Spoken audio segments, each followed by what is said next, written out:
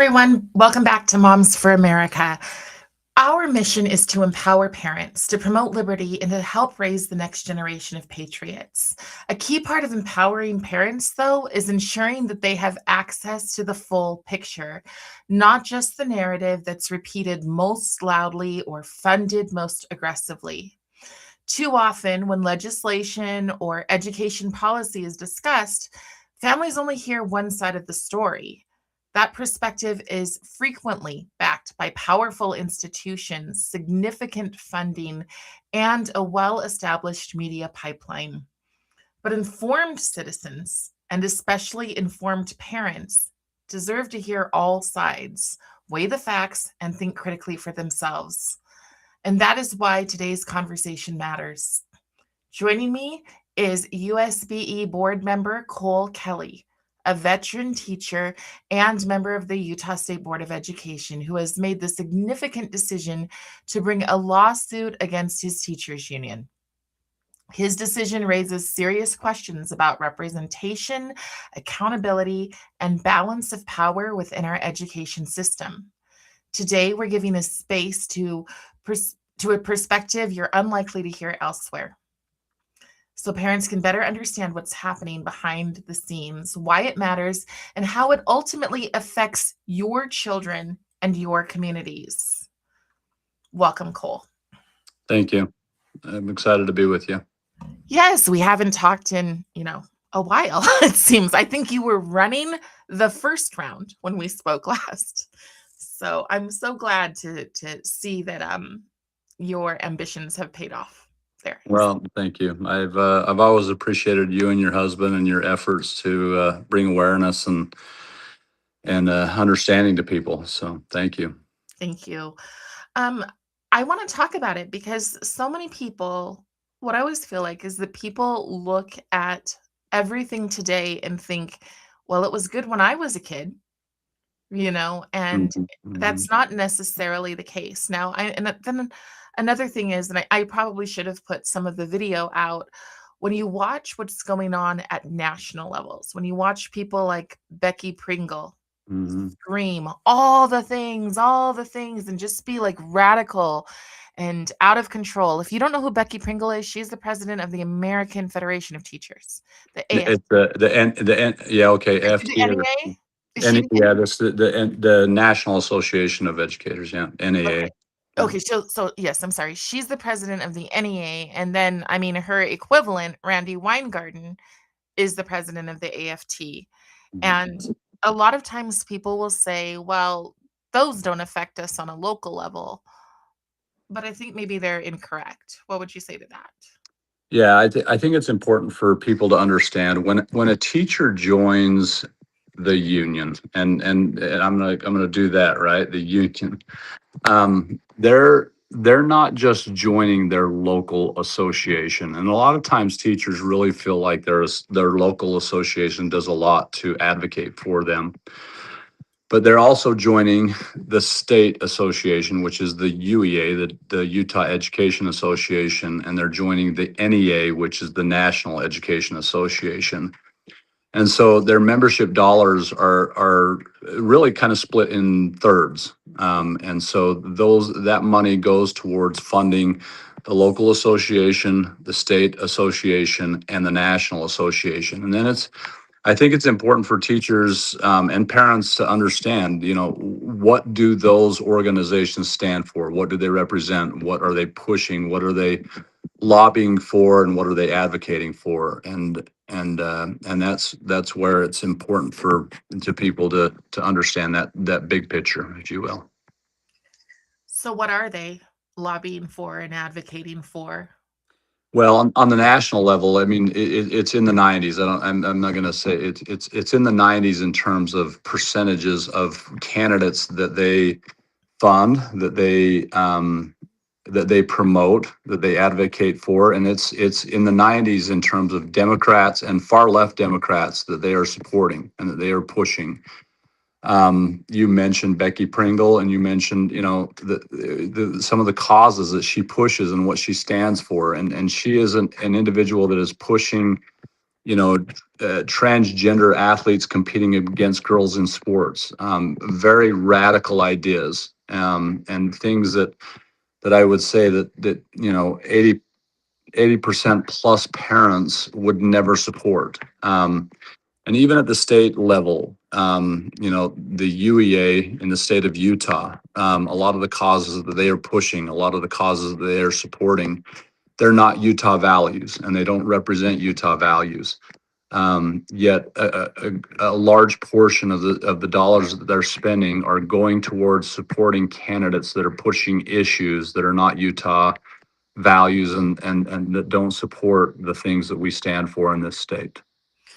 Can you expand a little bit on Utah values? What I see is that maybe we are a little backwards in that what we think Utah values are versus what they're rapidly becoming are Yeah, not the same. yeah, no, and that's a good point.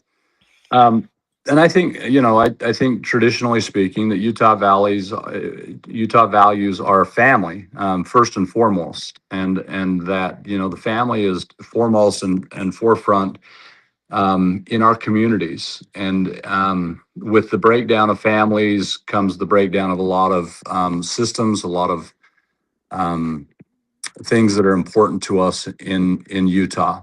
And so, fundamentally, I see an attack on parenthood. I see an attack on the family unit. Hillary Clinton, really pushed the idea that it takes a village. Yeah. And that really kind of promotes the idea that no, parents, aren't at the forefront of raising their kids. It's the community that really ultimately has the decision-making power in raising that child. And as a parent, I think it's important to recognize that you have the right in the Utah State Constitution. Um, you are the primary caregiver for that child, and you are the person that has the ultimate decision-making power for your children. I think that one of the things people need to understand is that education is no longer neutral. I don't know if it ever was when you really dig deep into it, but the goals are, I would say, anti-family. Um, Definitely, I think it's fair to say, and I believe at the state level you do run partisan races, but it's definitely anti-Republican, very much so. So, one of the things that Randy Weingarten has recently done is written a book called "Why Fascists Hate Teachers." And I feel like that's something that parents really need to understand, that the woman who leads the Mhm. teachers union is selling a book that says that says that people who don't agree with her are all fascist. And when your money goes to something like that, you are supporting that narrative, I think. Would that be correct?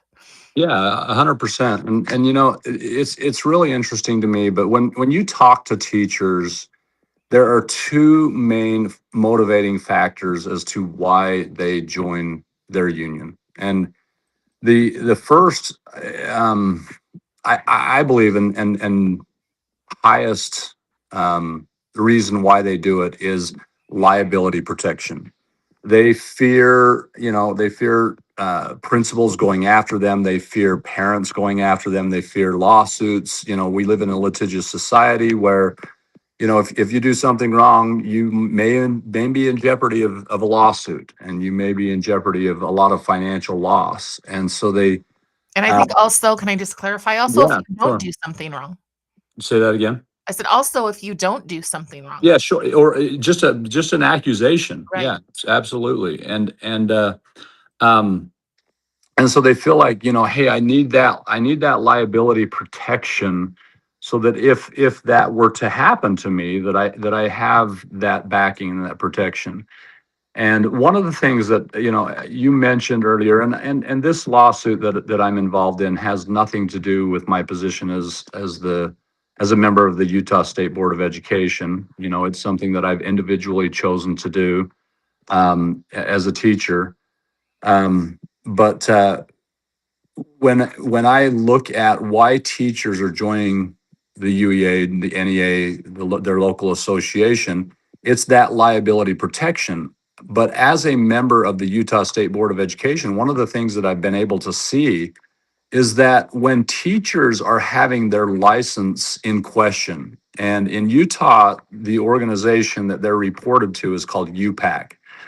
And when they're reported to UPAC and their license is in question, it's 35, it's in the 30s, and I don't remember the exact number. You'll have to forgive me for that, but it's below 40%. But less than 40% of teachers have legal representation when they are coming before UPAC. And yet the Utah Education Association, the UEA, claims that their membership is more than 60% of Utah teachers. So the question that you then have to ask yourself is, okay, are teachers not being represented by the UEA when they have those legal questions, or those, that license question, or are they lying about their percentage of membership in Utah, right? And I just find it hard to believe that, those two things can be simultaneously true. And if you believe one or the other, if you believe that Utah has more than 60% of their teachers as members of the UEA, then why are they not representing more teachers when they're having their licenses questioned?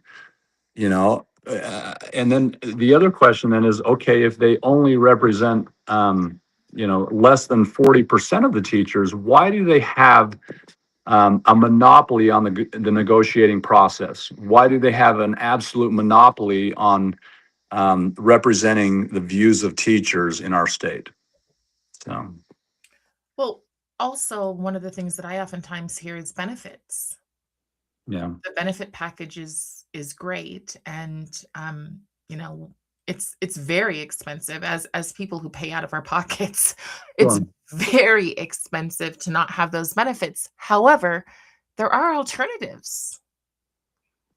Yeah, um, I was in the teaching industry probably about, I want to say 2 to 3 years.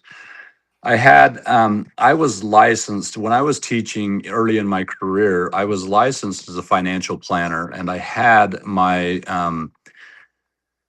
health and life insurance license. And I was doing a lot of group health insurance with the organization that I was working with. And so I had a significant background in health insurance. And so I approached the HR department in my district, and I talked with them about some options of some things that I felt like we could do in our district that not only would save our district a significant amount of money, but would provide some tremendous opportunities or some benefits for teachers. And my HR director basically said to me, "You need to go talk to the union rep." All right. And so I said, okay. So I went to the union rep and approached that individual, and shared these ideas with that representative. And what I was basically told is, I was told, look, I've I've spent 20 plus years trying to protect the health insurance benefits that we have in this district, and you want to come in and you want to completely destroy what I've spent 20 plus years to protect.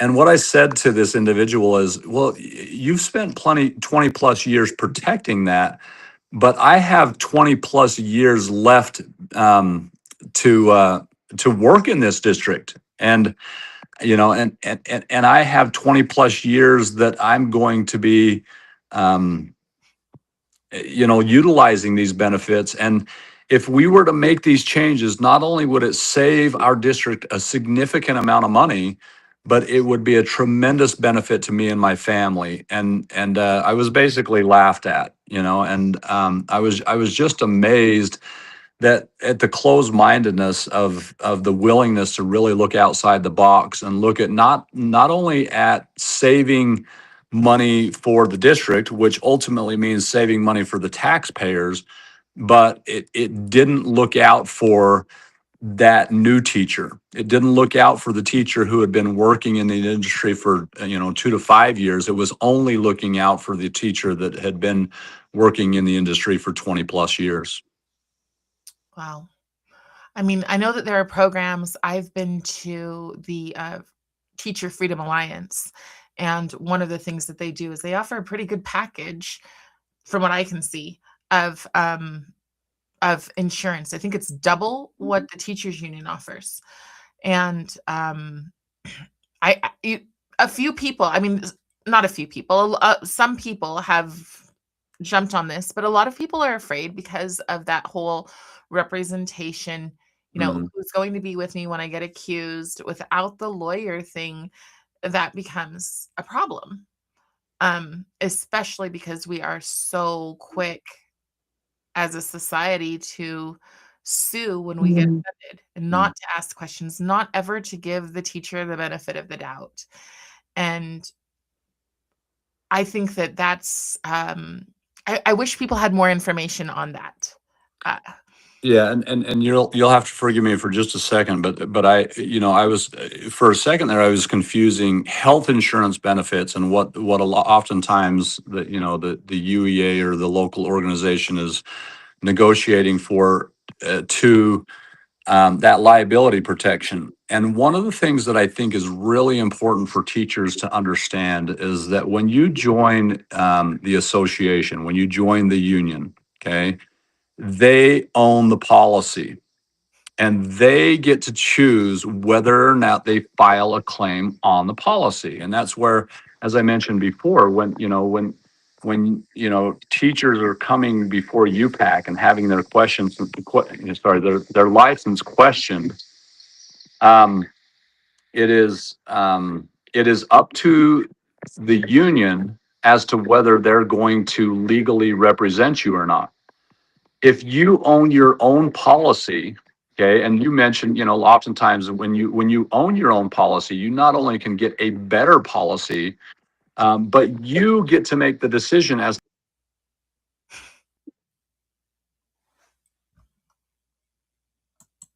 my career is I own my own policy. And so if there's ever a situation where I feel like I need to file a claim on that policy, I'm the only owner of the policy, and I can file a claim when I feel like it's necessary to do that. And I had an experience during COVID where I spoke out against the superintendent of my school district, and I felt like they were, taking drastic measures to that didn't line up with the data. And my superintendent came after me in a very aggressive way. And I filed a claim on my liability policy. And within days, I had a lawyer oh wow. that was there ready to represent me. And thankful and gratefully, I didn't need to utilize the services of that lawyer because the situation really kind of resolved itself. But I I had um, that available, and that was something that because I own my own policy, I had at my hands. And I think that's really important because a lot of people who will get accusations may not align with Mhm. the values of the union. Yeah. And so if you're standing against something that they support, say there was a teacher in Tennessee who was just fired because he refused to read LGBTQ books to second graders, Hmm. right? And Correct. so just those kind of things. Correct. If you stand on the other side of where the union does, which that is where the union stands. Correct. So, including here, one thing that I would encourage anybody to do who really wants to know is don't just listen to somebody who says, "Oh, that would never happen here. That's extreme." Go to their own pages. Yeah. If you go to the NEA's Yeah. page and you look at the affiliates, it'll take you straight to the UEA's page. And look at who they support. Look at what candidates they donate to. Look Right. look at who they're pushing in political campaigns. And I'm a school teacher who's been in the industry for, for 29 plus years now. In my race for the State Board of Education, I was the Republican nominee, and they supported my opponent in that race. And I've never received a dime from my local association. I've never received a dime from my state association or the NEA. But yet my opponents in my political races have received political donations. And so they certainly push a narrative, and if you can't recognize that, I agree with you. Go to their website, go to the NEA, go to the UEA, and look at the agenda that they're pushing. And that agenda, if I can, if we can go there for just a moment, that agenda tends to be activism. Sure. That Yeah. is a huge part of that agenda is activism of your children. And if a teacher feels like that's not my job, I don't want to do that, they can be the person on the target list. Now, talk to me about, because I know you got a lot of pushback. You tried before bringing the lawsuit to bring forth a a bill, or you were part of that, right? With bringing forth the bill to lessen the strength, I guess, of the union. Yeah, the bill was, I mean, and it was originally HB 267 in Utah, and HB 267 was ran by Representative Jordan Tusher. And I had the opportunity to work a little bit with Representative Tusher in terms of saying, what needs to happen with this. And one of the things that bill did is it actually created a marketplace where teachers could purchase their own liability insurance policies for, significantly less than what they would pay if they were to join the association. And so this bill actually worked with Utah State Risk Management, and created an opportunity for teachers to buy that. But the other thing that it did is it eliminated collective bargaining. And the unfortunate thing about what is happening is that the lie that's being told is that collective bargaining is the only way for teachers to have a voice. And if you eliminate collective bargaining, teachers no longer have a voice in the negotiating process. And what I'm telling you is that is the farthest thing from the truth. There's one district in Utah, and the superintendent of this district and I had a one-on-one conversation that was very, very interesting. But the superintendent of this district basically said, "Hey, look, what we did in our district is we said, no, we are not going to collectively bargain. What we're going to do is we're going to grab two elementary school teachers, two junior high teachers, two high school teachers. We're going to bring some individuals into the process who are involved in extracurricular activities. We're going to include individuals in the process who are not teachers, but our support staff." And they had about 20 individuals at the negotiating table who sat down, looked at the budget of the district, and when that process was finished, all parties, and I'm going to repeat, all parties were excited and really happy about what happened in that process. And they actually, two of the members of that 20-member panel were members of the association, were members of the union. But and even those two individuals were very happy with how that moved forward. And so, to pretend like you have to give exclusive negotiating power to the NEA or the UEA or to your local association, it just flies in the face of truth. The reality is that there's lots of different ways that you can negotiate for benefits, for pay for teachers that does not include collective bargaining. And so, to have a process where you include multiple voices at the table, I think is important to understand. And so that district that is in Utah, You had support staff that was excited about the process. You had administrators that were excited about the process. You had teachers that were excited about the process. And the employees of that district were very happy about the negotiating process. But the lie that the UEA continues to push is that if you eliminate collective bargaining, that you eliminate the voice of teachers at the negotiating table, which is just not true. Well, it is when you think of collective bargaining as collectivism. So again, when you're pushing a narrative and you're removing their ability to influence what that narrative is. So there was a lot of pushback. Mhm. What were some of the reasons? And part of the pushback, did the union come in and do any funding to push back themselves? I know one of the things that was interesting was to watch the fire and the police department get tied into this bill Mhm. that had nothing to do with them. Or it Yeah, should, right? 100%. In fact, the what and because teachers are public employees, right? It didn't make sense to run this bill as just an attack on teachers, if you will. Okay, and so it really encompassed all public employee unions.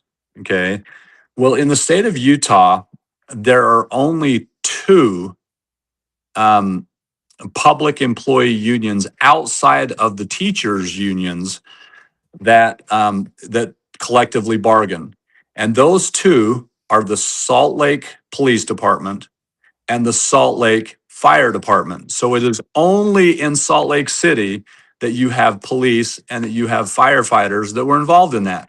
But the unions, and the FOPs, which is they were pushing this narrative that, oh, this is going to make it so that it's difficult for police officers to Mhm. have safe restrictions in place, and it's going to make it difficult for firefighters, and so they push this narrative. Well, there's only two in the entire state of Utah that use collective bargaining as their bargaining a tactic.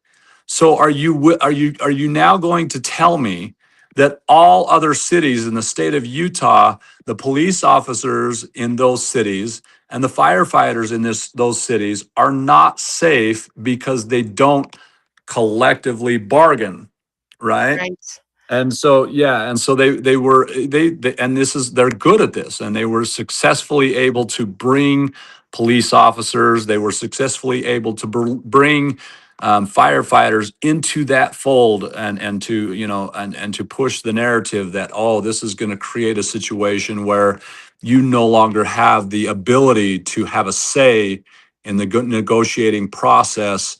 As you negotiate, you pay, benefit, safety measures, and how you can move forward with the negotiating process in your cities or your counties. Well, I remember being in St. George for an event, and the whole park was filled with people, and they use a lot of fear.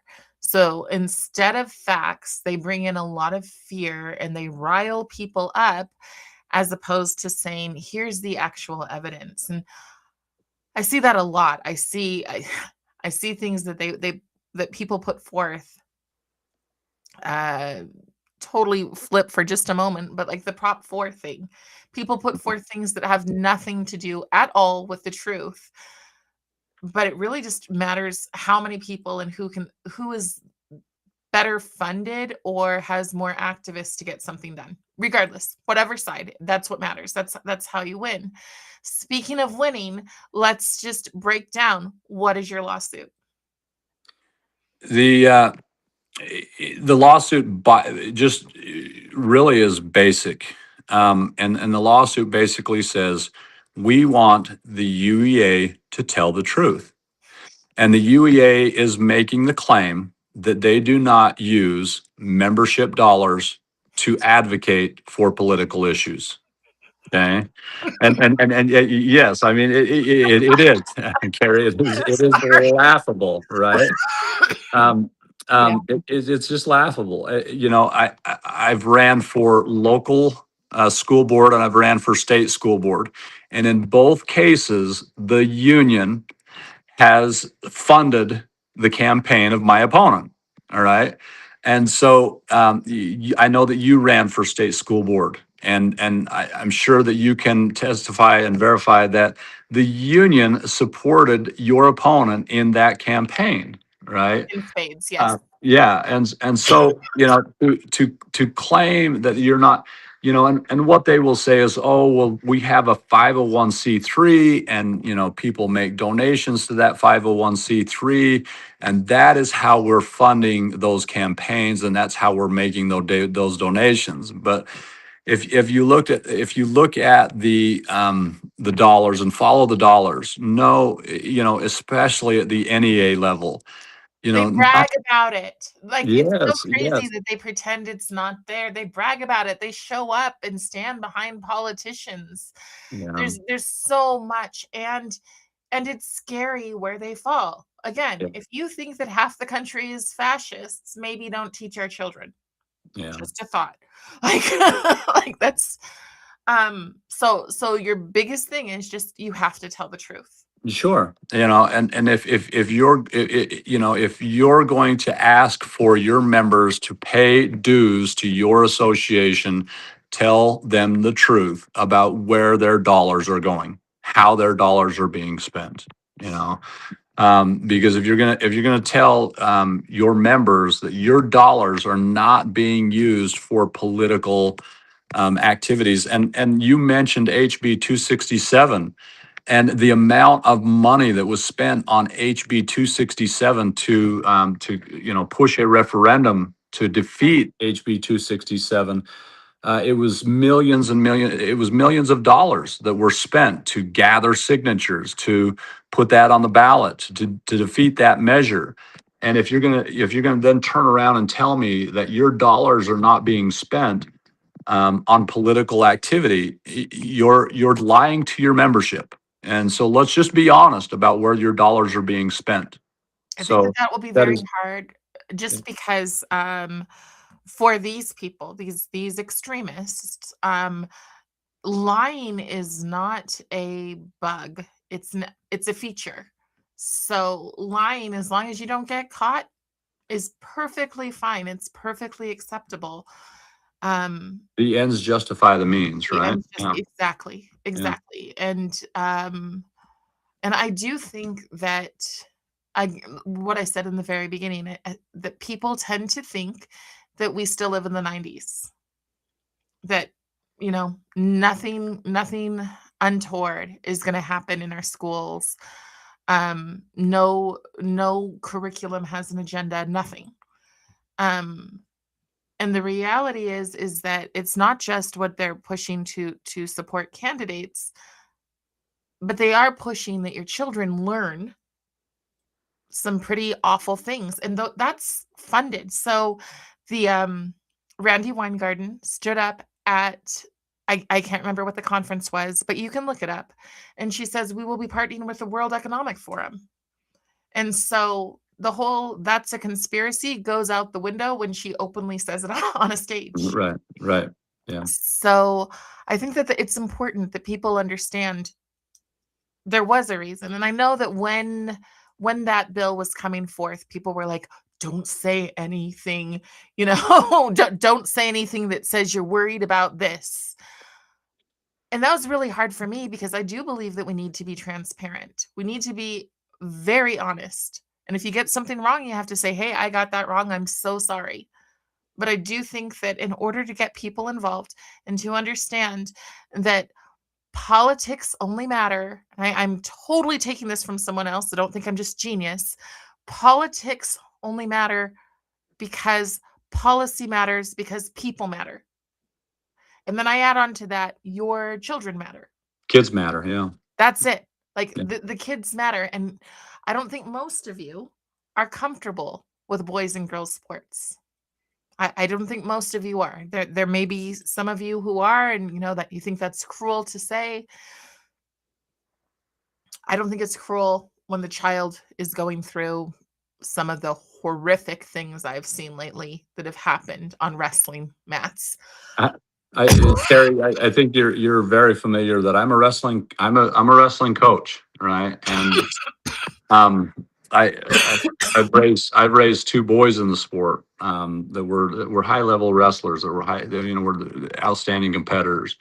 And here's the thing that I think is important to understand. I support females in sports. I support, there are girls who have competed at a very high level in Utah, in the sport of wrestling. And my sons have competed against, and when they're 10 years old, when they're 11 years old, when they're 12 years old, the girls can compete. There's no question that the girls can compete. But when puberty hits and those boys develop, and when puberty hits and those girls develop, okay, there is a very distinct physical difference between men and women. You know, Yeah. and in the sport of wrestling, when you see a female that is doing well in boys wrestling, it's usually, and I would say 98% of the time, at a weight class that includes boys, not men. Oh, Okay, wow. it's gonna Yep. it's gonna be it's gonna be at a weight class like 98 pounds or 103 pounds, where you have boys that haven't hit that growth spurt, that haven't hit that that maturity, and that's not to disrespect women. It's not to disrespect girls in the sport. But when those boys hit puberty, it is just the physical difference is very apparent. And so I support girls who want to compete at that level. I support girls that want to compete. But it's important for us to understand that the physical difference between men and women is real. And so when you're asking, if you're saying, hey, a man that weighs 180 pounds, if you will, now can go into the girls division and compete against girls who are 180 pounds, that 180-pound man, if you will, is going to have a very significant physical advantage when he's competing against those girls. And we saw that with Riley Gaines in swimming, and we saw you know what the physical difference is when that individual was competing against the men. It was he was average at best. Okay. But when that individual then competed against women, he was a national champion. Okay. And that's where we've got to recognize, there's a reason why we have female sports, and there's a reason why we have male sports. And I love sports. I love the idea of pursuing excellence and trying to push yourself to be the best that you can, but the physical difference between men and women is real. Well, you had said that you were trying to not be disrespectful. I would argue that it's extremely respectful to understand biological differences Sure. and to protect. I mean, as adults who are not getting any younger, our job is to protect the next generation. That Mhm. that is our fundamental biggest job, especially if you are in any way involved in education or politics. You've got to pave the way, and you have to pave the way with logic and reason. And people don't necessarily like that, but it's the truth. I have a daughter who was a dancer at the college level. She was actually a BYU Cougarette, and if you know anything about the BYU Cougarettes, they are phenomenal. They have won multiple national champions, and when my daughter was a competitor at BYU, and went back to Florida on a number of occasions, she won multiple national titles as a BYU Cougarette. And I've watched now, as there's a male dancer who is on Weber State's dance team. And what does Weber State do with this male dancer, they put him front and center, you know? And it's like, why are you putting, because he's stronger, he can turn faster, he can turn harder. Okay. And so you take one male who, is engaged in this sport, and you put him into the sport, and I'm sorry, but that's something that it really frustrates me. Okay. And the dance world seems to really embrace it. Oh, look at this man who can do, and no, of course he can turn harder. Of course he can turn faster. Of course he can jump higher. Yeah. He biologically built different. Okay.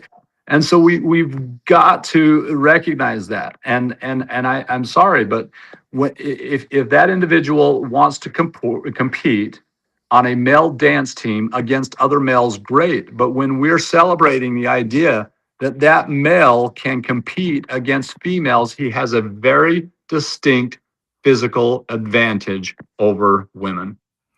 It's it's really just playing the emperor's new clothes. Yeah. You're just supposed to say, "That's okay, that's fine. I'm not going to question anything because if I do, you know, probably get a lot of hate."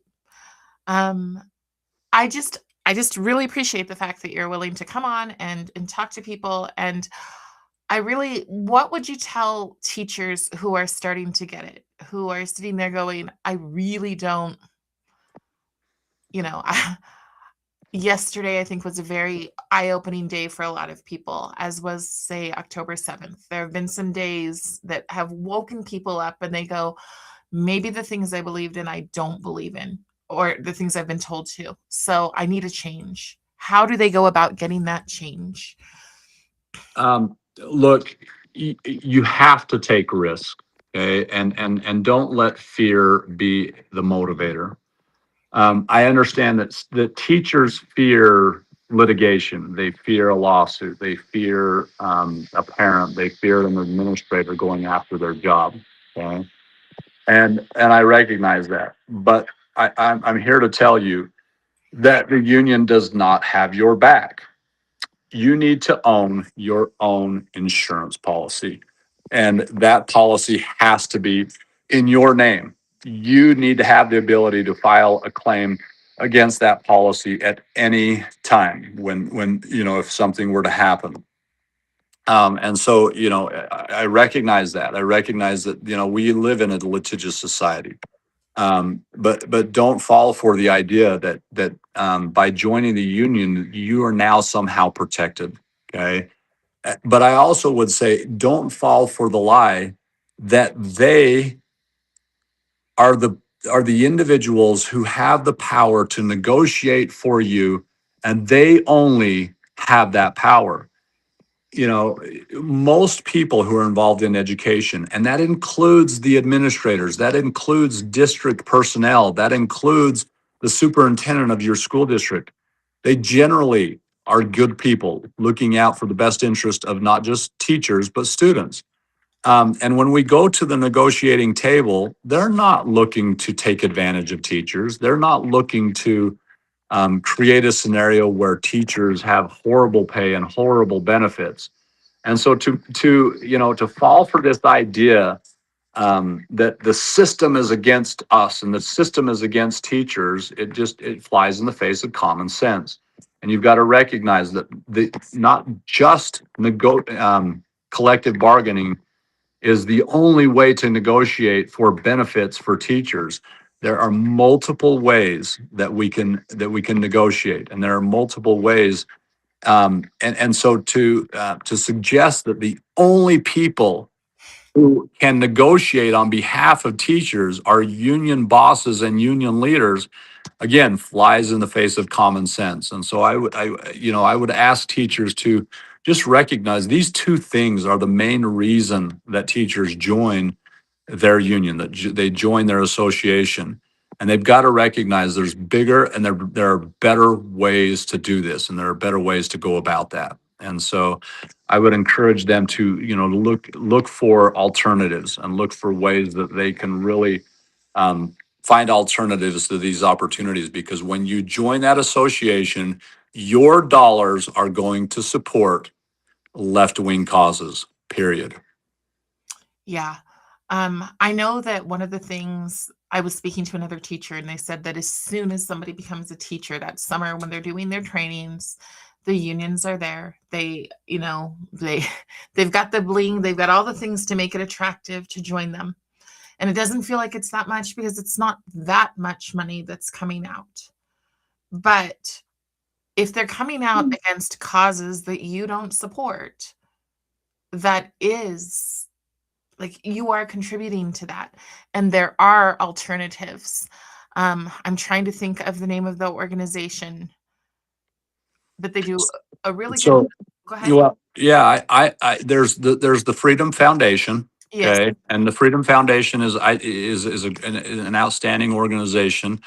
But there's more than just that. I currently belong to the Association of American Educators, which is AAE, Okay. and it is aaeteachers.org. Okay, and I pay less than $20 a month. It's $19 and I don't know how many cents. Okay, but my $19 and however many cents provides me with a policy, a liability policy that I own that is in my name. I have an insurance certificate, and when I need to file a claim against that policy, I call a phone number, I file a claim, and within days, I had a lawyer. That's So, great. Feel like that is the biggest thing that I have heard is who's going to be there at 3 o'clock in the afternoon when I'm dealing with bad things. mm, So I love that there is a solution for being there. And yeah, I am familiar with Freedom Foundation. I think they're excellent from that outside viewpoint. They have one thing that I want to tell teachers is that if you're going, I don't know, I've seen some of the stuff that you put out and I just don't see that, go to one of their conferences because their conferences will explain to you one, your rights as a teacher, and you don't have all the rights in the world. You can't simply say, I'm not going to do that. You can't. I mean, it's a risk. But there are people who support you. And I am I think it's awesome that we have a teacher on the school board who's looking out for other teachers. So, Cole, thank you so much for joining me today. I don't know if there's anything else that you want to say. I want to make sure that you have time. the only other thing that I'm going to say is that I appreciate the work that you do, Carrie. I have a huge respect for you, and I appreciate you speaking out in your voice and what you stand for. Thank you.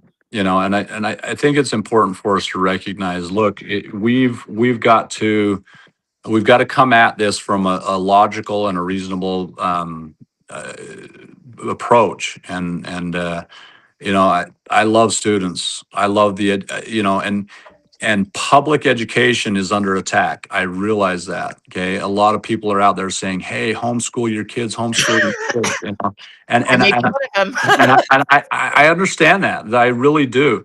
But here's the reality of the situation. The reality of the situation is that the majority of our students are going to continue to be educated through the public education system, and we can't give up on public education, because if we give up on public education, we're going to raise the next generation of voters who don't understand conservative values and don't understand what communism and what fascism and what socialism, where that can lead us and what Right. trail that can take us down. And they're going to start voting that way. And so we've got to make sure that in public education we give kids a balanced education where they understand the value of a republic and the United States of America and the founding fathers and what they stood for. Absolutely. Yeah.